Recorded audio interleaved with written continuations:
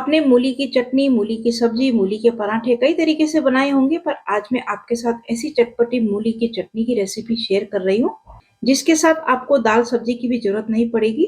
इसे बनाना भी बहुत ही आसान है। तो मैं हूँ मीता गुप्ता, मेरे चैनल मीता का जायका में आपका स्वागत है। तो आइए चटपटी सी मूली की चटनी बनाना शुरू करते हैं। इसे बनाने के लिए मैंने यहाँ पर 7-8 लहसुन की कलियां ली है, इसको मैंने छील लिया है और साथ ही मैंने लिए हैं 3 टमाटर। तो टमाटर को भी मैंने अच्छे से धोकर पोंछ लिया है। अब हमें इस टमाटर के 2 टुकड़े करने हैं। तो सबसे पहले हमें क्या करना है, जो ऊपर का पार्ट है इसे हमें काट लेना है। टमाटर का ये ऊपर वाला पार्ट हमें हटाना जरूरी है, क्योंकि जब हम इसका छिलका उतारेंगे तो बहुत आसानी से ये उतर जाता है। टमाटर आप देसी विलायती कोई भी ले सकते हैं। इस तरह से मैंने तीनों टमाटर के 2-2 टुकड़े कर लिए हैं। तो चलिए अब हम गैस पर एक पैन रखेंगे और इसमें 2 चम्मच के करीब तेल डालेंगे। तेल गर्म होने पर इसमें ये लहसुन की कलियां डाल देंगे और साथ ही जो हमने टमाटर काट के रखे हैं वो भी इसके अंदर डाल देंगे। तो टमाटर आपको इस तरह से उल्टे करके डालने हैं। इन टमाटर को हमें भूनना है और आप इसके अंदर लाल टमाटर ही लें। लाल टमाटर लेने से क्या होगा, चटनी का कलर भी अच्छा आएगा। और इस तरह से टमाटर डालकर इसको ढककर 2-3 मिनट के लिए पका लेंगे। गैस की फ्लेम को मीडियम टू हाई पे रखना है। 2-3 मिनट हो गए हैं। अब हम क्या करेंगे, टमाटर को एक बार पलट देंगे। तो ये नीचे से सॉफ्ट होने लगे हैं, इसी तरह से ऊपर से भी इसको सॉफ्ट कर लेंगे। और जो ये लहसुन है इसको भी हम पलट लेंगे। तो इस तरह से उलटते पलटते हुए हमें टमाटर और जो ये लहसुन है इसको भून लेना है। इस तरह से भूनकर जब हम इसकी चटनी बनाते हैं तो इसमें बहुत ही बढ़िया एक स्मोकी फ्लेवर आता है। तो आप देख सकते हैं लहसुन भुन गया है, तो इसे हम पहले निकाल लेते हैं। अभी टमाटर में थोड़ी सी कसर बाकी है, तो इसे हम और भून लेते हैं।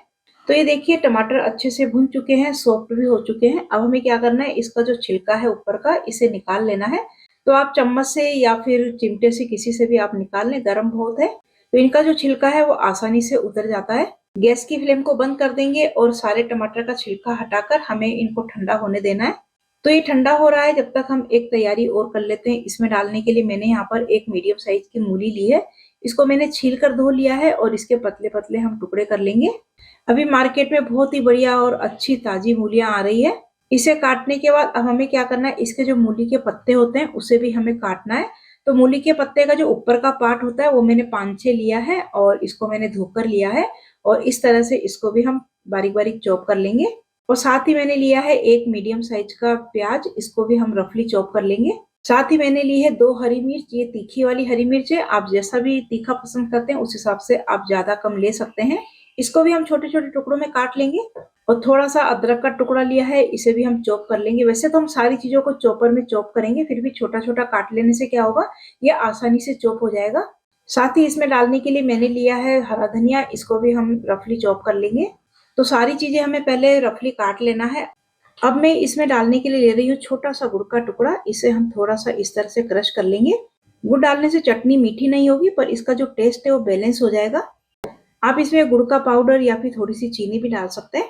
अब इस चटनी को चॉप करने के लिए मैंने लिया है यहाँ पर चॉपर, ये हैंड चॉपर है। आपके पास अगर इलेक्ट्रिक चॉपर है या फिर आप इसको मिक्सी में भी कर सकते हैं। तो जो भी आपके पास अवेलेबल है उसी में ही आपको इसमें चॉप करना है।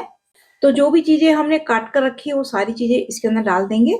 मूली डाल देंगे, प्याज डाल देंगे और जो अदरक हरी मिर्च हमने काटी है वो डाल देंगे।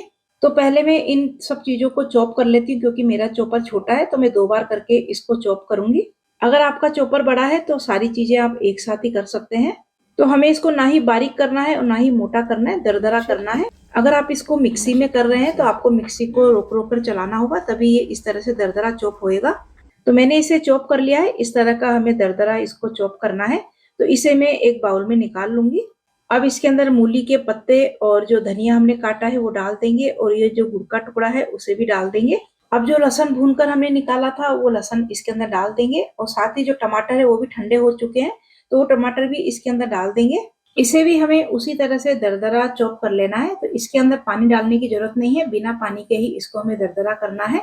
तो सारी चीजों को हमने चॉप कर लिया है, तो इसे भी चॉप करके और उसी बाउल में डाल लेंगे। अब इसके अंदर हम कुछ मसाले ऐड करेंगे। 1 छोटा चम्मच काला नमक और टेस्ट के अकॉर्डिंग सफेद नमक। 1 छोटी चम्मच से कम डालेंगे भुने जीरे का पाउडर। 1 छोटा चम्मच डालेंगे चाट मसाला, इसके अंदर अमचूर ना डालें, चाट मसाले से बहुत बढ़िया इसमें टेस्ट आता है। 1 छोटा चम्मच डालेंगे कश्मीरी लाल मिर्च, इससे कलर बहुत बढ़िया आता है। आप चाहे तो नॉर्मल लाल मिर्च भी डाल सकते हैं। अब इसमें बढ़िया चटपटा सा बनाने के लिए डालेंगे 1 नींबू का रस। अगर नींबू बड़ा है तो आप आधा नींबू डालें, छोटा है तो पूरा 1 नींबू निचोड़ सकते हैं। अब इसमें डालेंगे 1/4 चम्मच हींग, इससे इसका टेस्ट और भी बढ़ जाता है। अब इन सब मसालों को अच्छे से मिक्स कर लेते हैं। आप इसमें मसाले अपने हिसाब से कम ज्यादा कर सकते हैं। अगर आपको तीखा ज्यादा पसंद है तो आप मिर्ची और डाल सकते हैं। चटनी बहुत ही बढ़िया बनकर तैयार है। आप देख सकते हैं इसका टेक्सचर कितना बढ़िया आया है। ना ही ज्यादा बारीक है और ना ही ज्यादा दरदरा है। बड़े तो क्या, बच्चे भी मांग मांग कर खाएंगे। इतनी बढ़िया और टेस्टी ये चटनी बनकर तैयार होती है। एक बार आपने इसे बना लिया तो इसके आगे दाल सब्जी भी आपको फीकी लगेगी, उसकी जरूरत ही नहीं पड़ेगी। बहुत ही कम तेल में हमने इसको बनाया है, ना ही हमने इसके अंदर ऊपर से कोई तड़का लगाया है। फिर भी ये चटनी इतनी टेस्टी बनती है ना कि आप बनाते बनाते ही आपके मुंह में पानी आ जाएगा। जिसको भी आप ये चटनी खिलाएंगे वो आपको इसकी रेसिपी जरूर पूछेगा और आपको बार बार बनाने के लिए बोलेंगे। एक बार आप इसको जरूर ट्राई करें, जब भी आपको पता लगेगा कि मूली की इतनी लाजवाब चटनी बनती है। आपके घर में सभी को ये बहुत ही पसंद आएगी। मेरे घर में तो सबको बहुत ही पसंद है।